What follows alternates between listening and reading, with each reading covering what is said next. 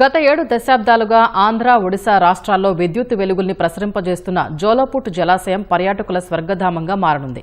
Andhra Pradesh airports అభివృద్ధి సంస్థ జోలాపుట్ జలాశయం వద్ద జల విమానాశ్రయం ఏర్పాటు చేయడానికి ముందుకొచ్చింది. జోలాపుట్ వద్ద దాదాపు 16,50 కోట్లతో ఈ ప్రాజెక్టు నిర్మించనున్నారు. ఈ సందర్భంగా జోలాపుట్ గ్రామ పంచాయతీలో ప్రజాభిప్రాయ సేకరణ కార్యక్రమం ఏర్పాటు చేశారు. ఈ కార్యక్రమానికి జిల్లా జాయింట్ కలెక్టర్ తిరుమణి శ్రీపూజ హాజరయ్యారు. సో మనకి జోలాపుట్ వాటర్ సిస్టమ్ లో సీ ప్లేన్ టూరిజం ప్రమోషన్ కోసం ప్రాజెక్ట్ ఎయిర్పోర్ట్ అథారిటీ కింద స్టార్ట్ అవుతుంది. సో దీని ద్వారా మన ఎయిమ్ ఏంటి అంటే మనకి విశాఖపట్నం ఎయిర్పోర్ట్ కాకుండా ఇక్కడ రోడ్ కనెక్టివిటీ కూడా చాలా దూరం అవుతుంది.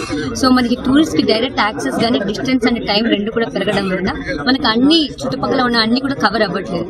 కాబట్టి వచ్చిన వాళ్ళు కూడా అరకు చూసుకుని వెళ్లిపోతున్నారు కానీ ఇంత మంచి ప్రకృతి అందాలు ఇంటీరియర్ ఏరియాస్ ఉన్నవి చూసుకోవడం జరగట్లేదు. కాబట్టి ఈ సీ ప్లేన్ ద్వారా మన ఏఎస్ఆర్ అంటే ఓన్లీ అరకు కాదు, మంచి పెదబయలు ముంచిపుట్టు మండలాల్లో కూడా చాలా అందాలు ఉన్నాయి. అవన్నీ కూడా టూరిస్ట్ కి దగ్గరికి చేయాలి. అలానే దాని ద్వారా ఇక్కడ చుట్టుపక్కల లైవ్లీహుడ్స్ ఇంప్రూవ్ చేసి ఇక్కడ వాళ్ళని కూడా టూరిజం ప్రమోట్ చేయడం వల్ల ఇక్కడ ఎకనామిక్ కండిషన్ కూడా బెటర్ అవ్వడానికి ప్రాజెక్ట్ తీసుకుని రావడం జరిగింది. గత 7 దశాబ్దాలుగా ఆంధ్ర, ఒడిశా రాష్ట్రాలకు విద్యుత్ వెలుగులు ప్రసరింపజేయడంలో కీలక పాత్ర వహిస్తున్న జోలాపుట్ జలాశయం ఇప్పుడు పర్యాటకులకు స్వర్గధామంగా మారనుంది.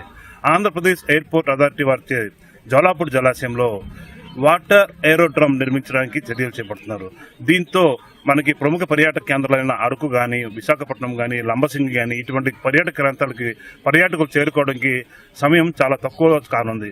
అలాగే వీటి ధరలు కూడా సామాన్యుడికి అందుబాటులో ఉంటాయని ఎయిర్పోర్ట్ అథారిటీ వారు అంటున్నారు.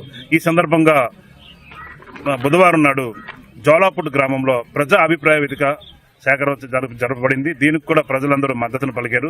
అయితే గతంలో మార్చ్కన్ జల విద్యుత్ కేంద్రం నిర్మాణ సమయంలో ముంపుకు గురైన నిర్వాసితులకు ఎటువంటి ఉపాధి కానీ నష్టపరిహారం చెల్లించలేదు. కాబట్టి దీన్ని కూడా అలా చేయకుండా మాకు కూడా నష్టపరిహారం అందేటట్లు, అలాగే స్థానికులకు ఉపాధి కలిగేటట్లు, అలాగే ఈ ప్రాజెక్టు వలన పర్యావరణ హితంగా ప్లాస్టిక్ నిరోధించి అలాగే స్థానిక గిరిజనుల కట్టుబాట్లకు సంస్కృతులు ఎటువంటి భంగం ఏర్పడకుండా చూడాలని ప్రజలు కోరుకున్నారు. జోలాపుట్ గ్రామం నుండి ఉదయ్ కుమార్, ఈటీవీ న్యూస్.